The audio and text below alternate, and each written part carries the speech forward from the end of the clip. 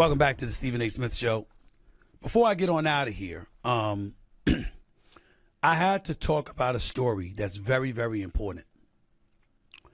And albeit indirectly, it involves Caitlin Clark. Everybody believed firing Christy Sides would instantly solve all of the Indiana Fever's problems. But the franchise may have simply traded one crisis for another. The moment news broke that Indiana had officially moved on from the previous coaching staff, social media erupted with celebration. For months, frustrated fans had demanded change after watching what they believed was a generational superstar trapped inside a slow, outdated offensive system that failed to maximize her strengths. So when Stephanie White was announced as the new head coach, the move was immediately praised as the perfect solution. White checked every possible box.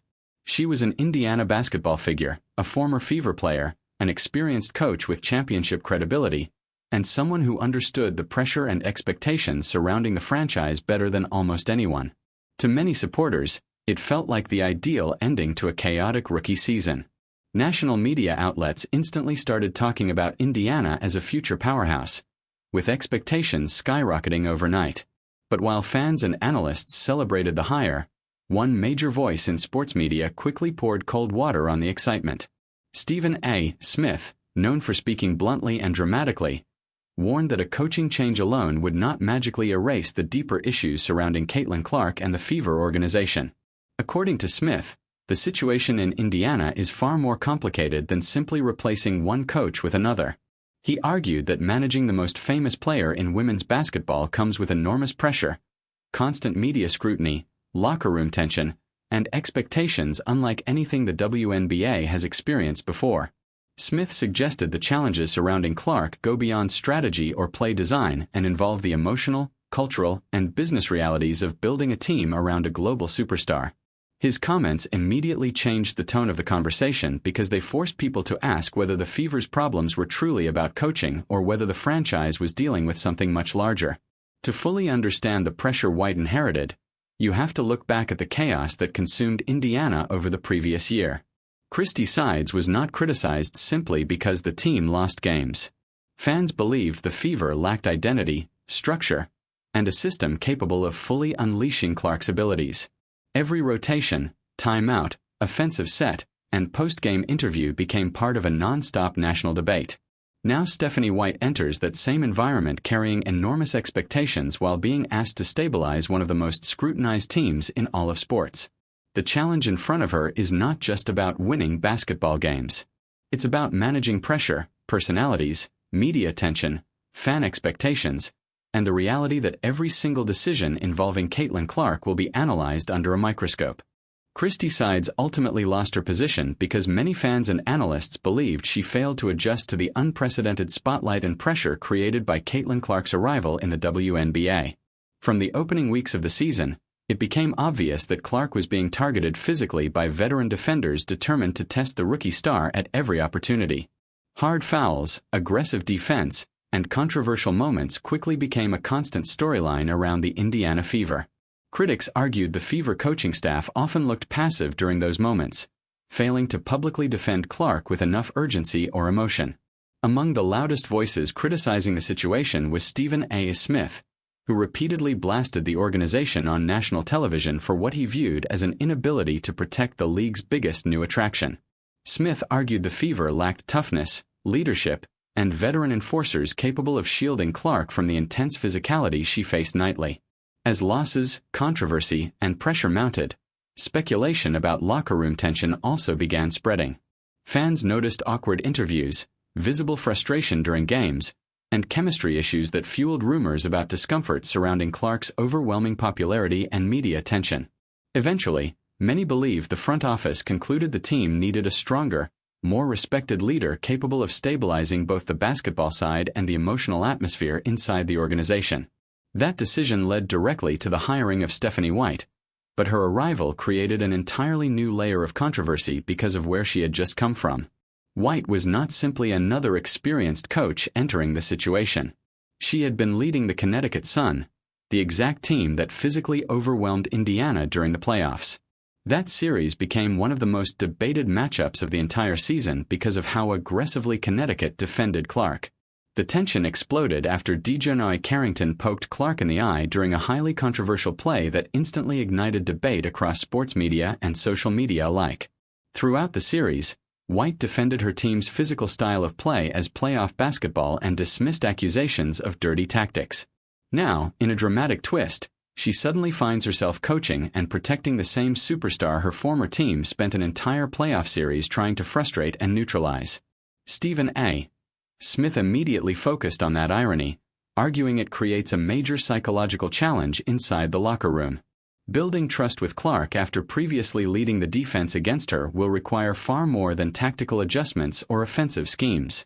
It demands relationship building, communication, and emotional leadership in one of the most intense sports environments imaginable.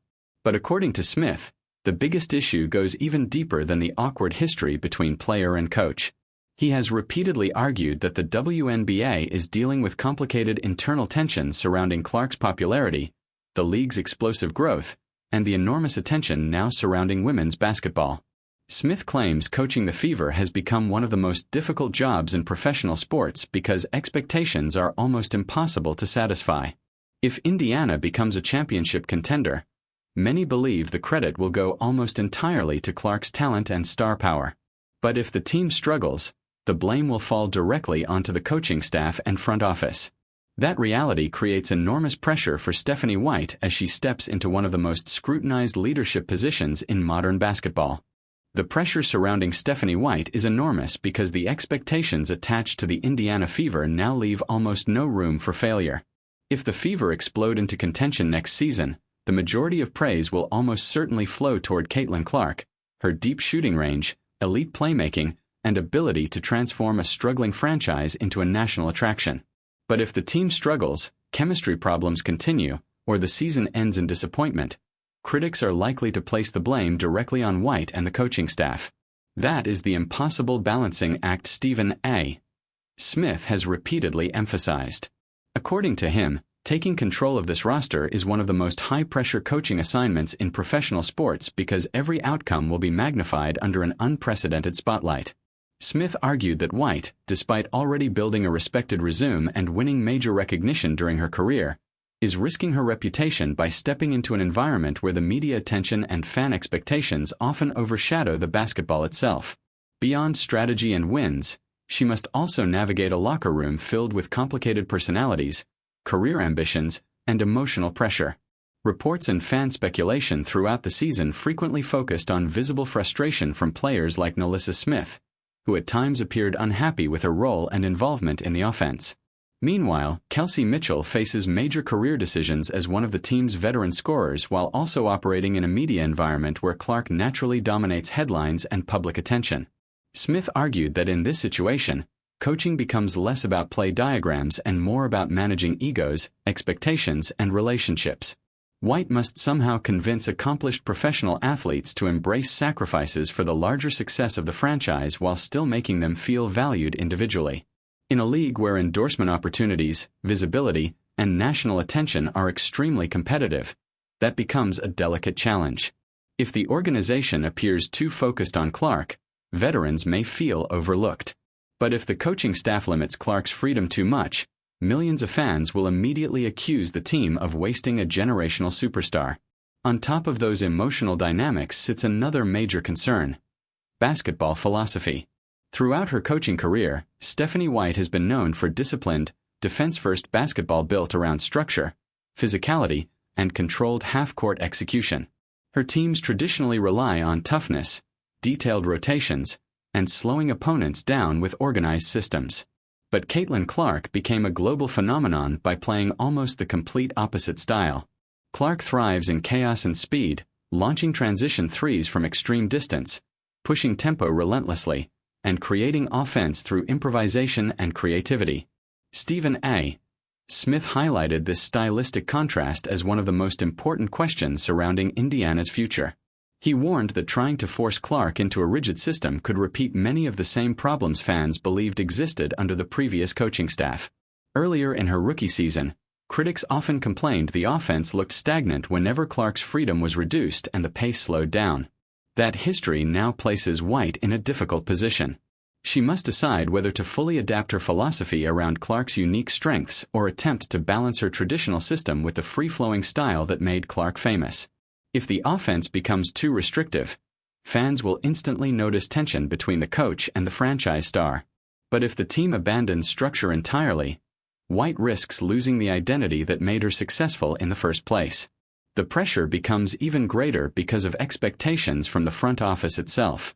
The return of executive Kelly Krauskopf signaled that the Fever are no longer thinking like a rebuilding franchise. Ownership and executives now expect immediate results. The organization did not hire an experienced coach and invest heavily in the roster simply to slowly develop over several years.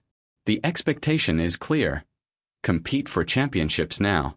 According to Stephen A. Smith, that reality only increases the intensity surrounding every decision the Fever make moving forward. Stephen A. Smith argued that the Fever's aggressive timeline for success places overwhelming pressure on every single person inside the Indiana Fever organization. According to him, the front office understands they are operating inside a very small window to fully capitalize on the unprecedented financial explosion created by Caitlin Clark.